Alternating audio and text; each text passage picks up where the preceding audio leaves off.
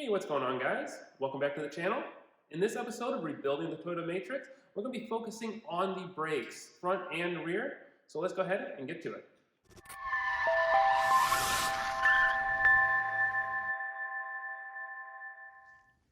So you might be wondering why we are working on the brakes here, and that is because we haven't got our engine hoist and engine stand out to start working on the motor up front.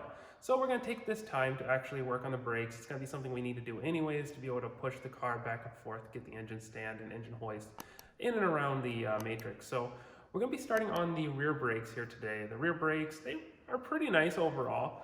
There's a few things that we need to clean up, whether it's with brake clean or some wire brushes. Also within that drum, we need to work on a couple of things of smoothing out the inner lip of the drum. But overall, the brakes are pretty good. But we're gonna start here in the rear, and then we're gonna work our way to the front. We'll take a look at the front when we get up there, see what we need to do. But yeah, we're gonna just go ahead and dive into this. We'll start on the passenger side rear, see what we gotta do here, and take you to what we're gonna do.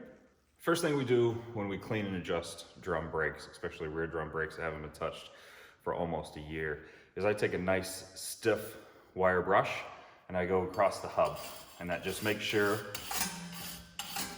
that any of the loose pediments that are in there or any of the buildup, we're gonna get that off so the drum sits flat against that hub.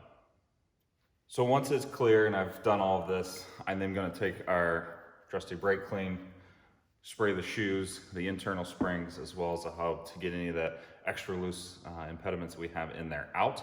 And then we'll go into the adjusting portion, and I'll show you the proper tools when we do it through the process.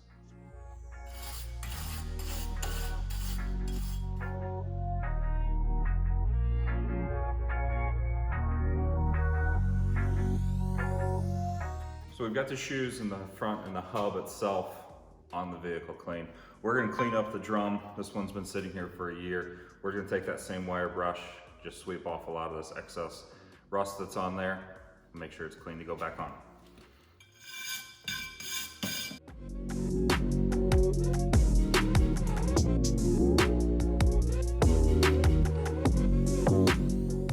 Before I put the drum back on, I want to show you where the adjuster is itself. And as you can see here, this silver leg that kicks down, right in here is going to be the adjuster screw. This tool that we have here kind of looks like two screwdrivers on either end with a little bit of bend in it, is the proper tool to actually do the adjustment on the brakes. I prefer just a large flat blade screwdriver to do that. And how we do it, we'll show you on the back of the dust shield here. There's actually a hole that allows us access to it. So we'll put the drum on, spin it, make sure it spins freely, and then we're gonna access the adjuster from the rear and tighten this thing up.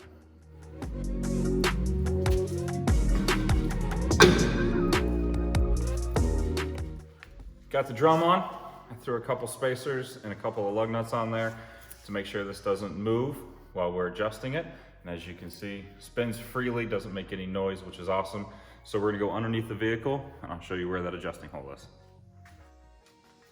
So as you can see here, this is the hole in the back of the brake area that we need to put a screwdriver into to adjust it.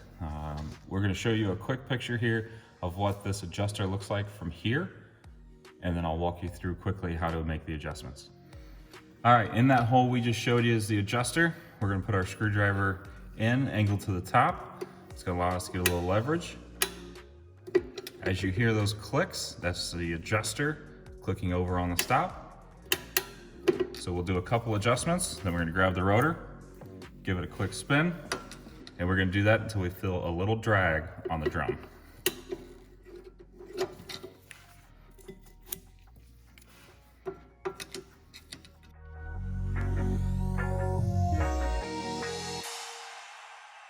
All right, as we spin this, we get a couple revolutions and then it comes to a soft stop, which is good. That means our brakes are adjusted properly. Now we're gonna jump over to the driver's side and do this side quickly.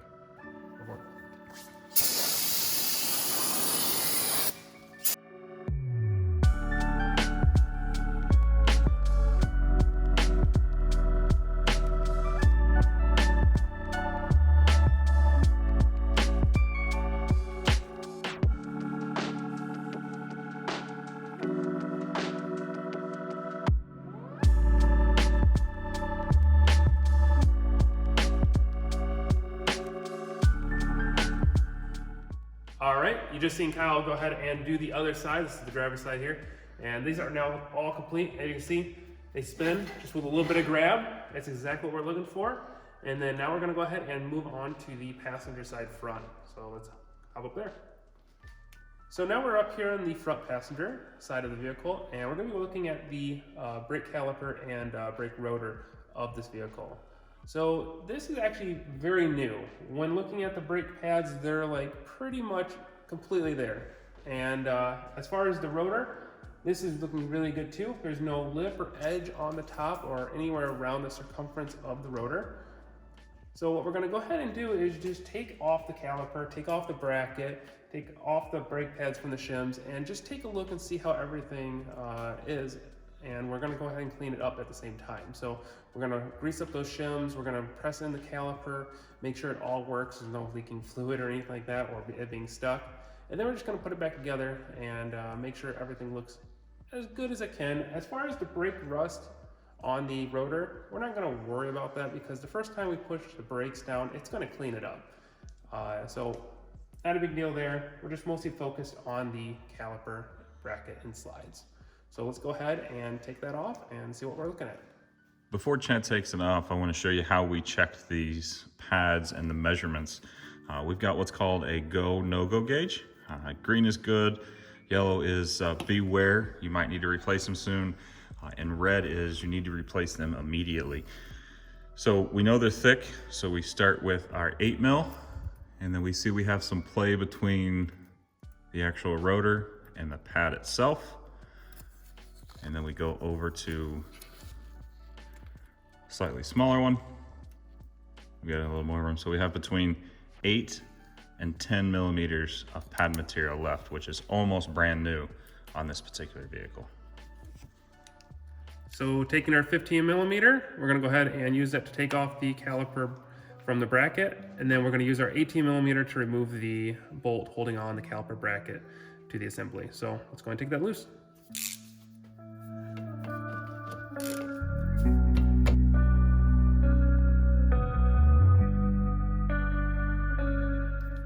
Then using our small pry bar, we're just gonna go ahead and loosen the caliper from the bracket. Now with the caliper out of the way, we're just gonna go ahead and take the brake pads off. Slide them on out. Now they're sticking a little bit because there's no grease and the shims might have got a little corrosion or rust underneath the shims, pushing them towards each other and also causing the brake pad to lodge. That's the reason we want to clean this up before sending it down the road. That would have stuck and then you would have had really, really hot brakes. We're going to remove the other side too.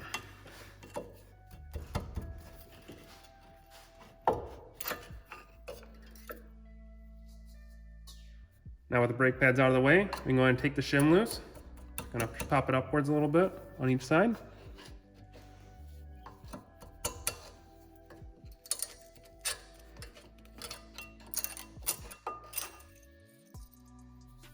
There's our shim. We'll clean that up, and then we'll also clean up the caliper bracket.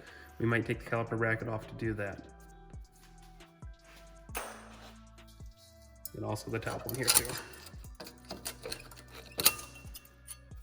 If you were getting new brake pads for your vehicle, you'd probably get brake shims with it. If you don't get brake shims with it, make sure you buy them separate. They're always worth having.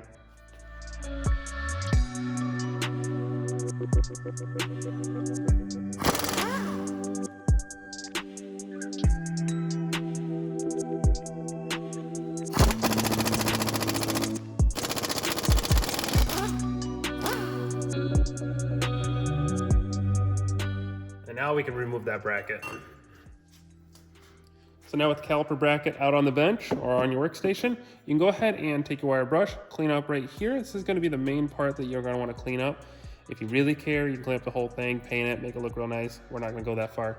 The other thing we're going to also focus on is these slides here. So within here, there's a rod that slides in and out of the shaft. Now, luckily, ours moves very well greased and everything like that still. So this is what it looks like. We're not going to mess with this. This looks great. So we're just going to go ahead and put this back in here. But if yours do not slide easily, but still do come out. Definitely grease them up with the proper lubrication and make sure they move freely, so that way your caliper can move freely upon the bracket. So let's go ahead and clean this up.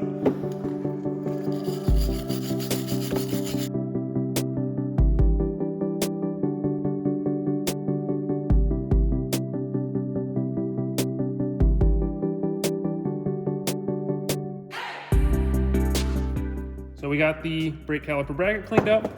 You've seen that we did the shims as well. Got these cleaned up pretty darn well. We'll hit these with some brake clean before putting them on. But we're gonna go ahead and now switch our focus over onto the caliper. So Kyle was nice enough to go ahead and put the caliper tool on the caliper already. So this caliper tool, what it does is it's adjustable here. So you can click it either in or out, which will either expand or contract. In this case, we're gonna need to expand this so that way the caliper piston will slide into the caliper housing. So here it has it all set up. By just clicking it, you can see that it's moving freely, which is really a good sign. That means the caliper piston is moving into it with no restriction. And we're gonna be looking at having a really good caliper. So just there, it bottomed out on the housing. So that's how we know that we are set. We can loosen it up and take this tool on out. If you need any of the tools that are in this video, we'll try to have all the links down in the description below. If we don't get them down there, please send us a comment and let us know which tool you need, and we'll connect with you. Otherwise than that, the caliper here is set and ready to go. We can go ahead and put the caliper bracket back on, lube that up, and put the brake pads and caliper back together. Caliper bracket on first.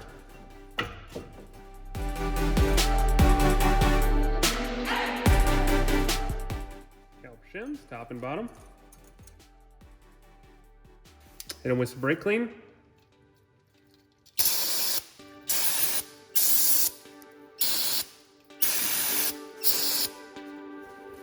Clean them up.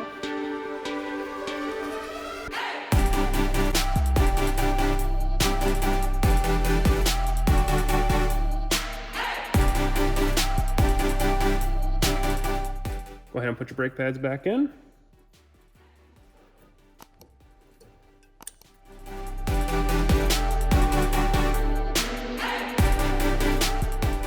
Once your brake pads are installed back together, we can go ahead and take our caliper, bring on down, slide it on.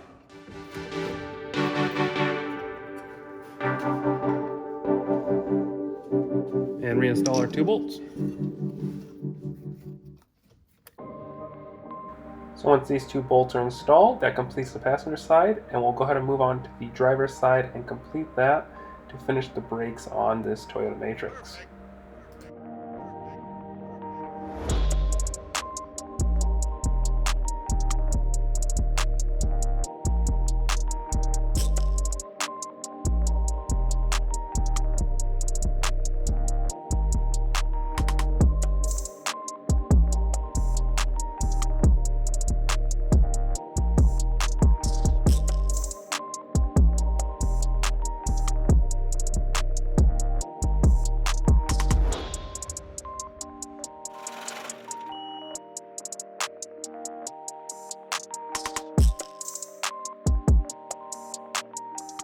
So there we go. I finished up the front. Kyle here did the rears. Everything's looking great on this vehicle as far as the brakes go now. One disclaimer, if you're doing brake work like this, be sure to pump up those brakes before putting it into gear. Start the vehicle up, pump the brakes a few times, and then you should be set and good to go. You do not want to start heading down the road with the brakes, calipers, piston out a little bit. Pump them up, it'll touch, and re-engage. But anyways, next time we're gonna be working on that engine. Hopefully we'll have the hoist up here, the engine stand, everything like that, and we'll start tearing that baby out of there and get on the engine stand and see what we're working with. Like I said, we're gonna need to get a new engine. We already have one, and we'll start rebuilding that, timing chain, everything's in the works. So that's it for this Toyota Matrix today. We'll go ahead and catch you in the next episode. So be sure to subscribe to the channel and like this video. That way you get the latest notifications out there. So until next time, thanks for watching.